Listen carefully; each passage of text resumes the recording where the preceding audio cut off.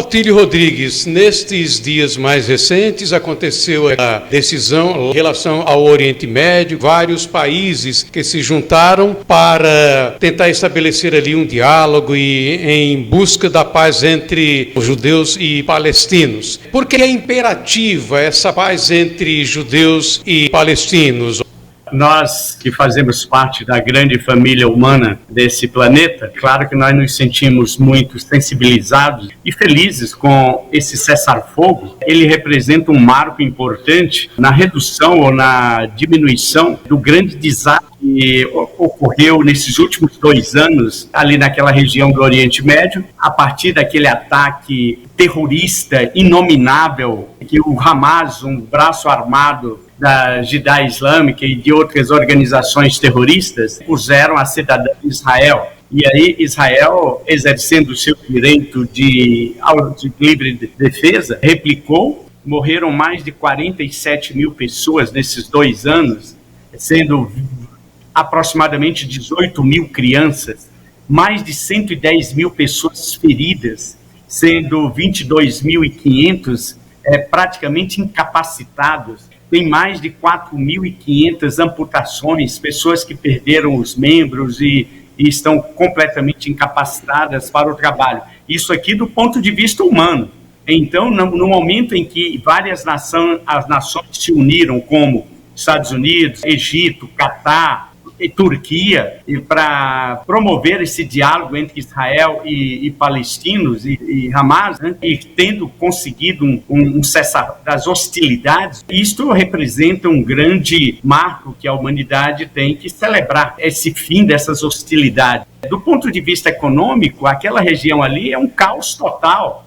Aproximadamente 82% das instituições privadas, dos estabelecimentos privados na faixa de Gaza, praticamente foram destruídas. O nível de desemprego atinge aproximadamente 80%. A inflação chegou a níveis de mais de 191%. E se avalia que se esse cessar-fogo permanecer, a reconstrução daquela área terá necessidade de aproximadamente 53 bilhões. E, em primeiro lugar, a gente tem que saudar e celebrar esse evento, né? Embora esteja muito distante de nós, a mente humana tende a valorizar somente aquilo que está ali no nosso campo de visão, na nossa vizinhança. Mas se a gente refletir bem do ponto de vista humanitário, filosófico, nós somos todos da mesma família humana, nós somos seres humanos, então nós ficamos muito sensibilizados e a gente celebra isso como um grande marco. Esse processo de paz, ele continue. É claro que existem nesse problema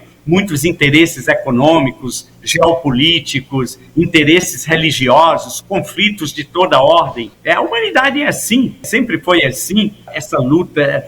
Aqui não tem culpados e inocentes, não tem bandidos e mocinho, né? Todo mundo tem sua cota de responsabilidade. É incompreensível como que os palestinos apoiaram nas últimas eleições um regime autoritário como o Hamas para administrar. E o mínimo que se esperava dos palestinos era que eles expressassem, manifestassem o seu repúdio ao governo do Hamas e a todas as incursões terroristas que eles praticaram. Por sua vez, o Estado de Israel também exerceu o seu direito de autodefesa, mas de uma forma muito violenta. Quem, na verdade, pagou a conta mais alta foram os palestinos. A gente vê com muita esperança que esse processo de paz ele se prolongue e que aconteça definitivamente um pouco de alívio no sofrimento do povo palestino e do próprio povo judeu também.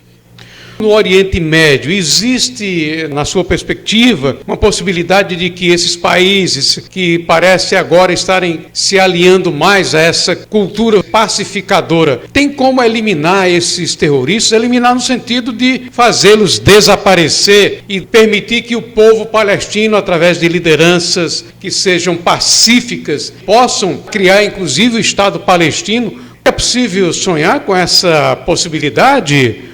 A gente tem sempre que alimentar o sonho, embora as evidências empíricas, a realidade concreta, aponte indícios, evidências de que a paz duradoura é muito difícil, porque se a gente recupera um pouco de história, né, pelo pouco que a gente aprendeu nos livros escolares, como que tudo isso começou, né? A gente aprendeu lá na história que aconteceu a primeira diáspora do povo judeu, ainda lá no século XVI a.C., quando a Babilônia invadiu aquela terra ali e expulsou e escravizou os judeus durante a primeira diáspora, né? Bem depois, né, no século I depois de Cristo, né, o Império Romano também expulsou os judeus daquela região, e aí aconteceu a segunda diáspora. Os judeus se espalharam por várias regiões do mundo, e a partir do século XIX criou-se um movimento chamado movimento sionista. Esse movimento, que foi fundado por um jornalista húngaro, Herz, ele propunha a criação do Estado de Israel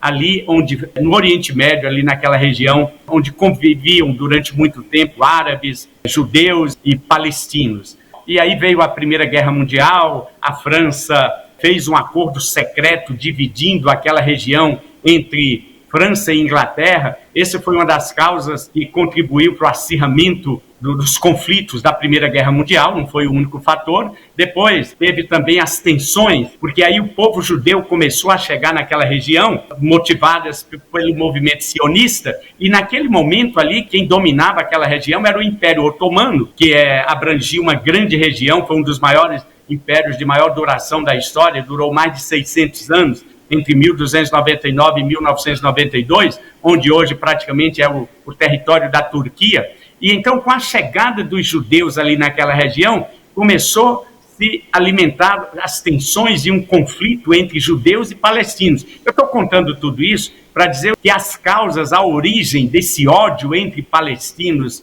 e judeus é muito antiga. A gente tem a esperança, mas é muito difícil. Em 1948, uma resolução da ONU propôs a criação de 2 estados, um judeu e um palestino, e foi aceito por toda a comunidade política internacional, porém, os árabes não aceitaram aquela fórmula criada, que foi administrada lá naquela sessão histórica que foi dirigida pelo diplomata brasileiro Oswaldo Aranha. Por conta dessa não aceitação por parte dos árabes, os palestinos continuaram. Israel teve a sua nação estabelecida, mas os palestinos não. E esses conflitos continuaram durante várias guerras, como Yom Kippur em 1967, em 1973 e mais recentemente também. E então não nos dá muita esperança de que seja alcançada uma paz. Além de todos os interesses econômicos, políticos, há também os conflitos religiosos em torno de Jerusalém. Jerusalém é uma cidade que é considerada santa para 3 grandes religiões monoteístas. Primeiro, para os judeus, porque é lá em Jerusalém onde esteve o primeiro templo de Salomão, que foi derrubado justamente pela invasão babilônica lá na primeira diáspora. Está também o Muro das Lamentações. Então, Jerusalém é uma cidade sagrada para os judeus, é uma cidade sagrada para os cristãos, porque foi lá em Jerusalém que aconteceu a crucificação e a ressurreição de Jesus Cristo para os cristãos. E também é em Jerusalém que se encontra a Mesquita de Aqsa, que para o islamismo, que é um dos grandes religiões monoteístas, que foi criada bem depois do cristianismo, mas é lá que, nesta mesquita, para onde os islâmicos acreditam que foi lá que aconteceu a ascensão do profeta Maomé aos céus. Então, Jerusalém é uma cidade sagrada, e essas 3 grandes religiões monoteístas, elas brigam e têm conflitos e ódio históricos, séculos, entre essas 3 religiões. Eu diria que é uma situação bastante complicada, difícil, mas não tenha dúvida que a solução passaria pela criação do Estado palestino. Não tem justificativa humanitária, não tem racionalidade política, não tem, sob nenhum ponto de vista, se explica a não existência do Estado palestino. Essa é a primeira condição para que se comece um processo de paz no Oriente Médio. É uma opinião do que a gente observa ali naquela região.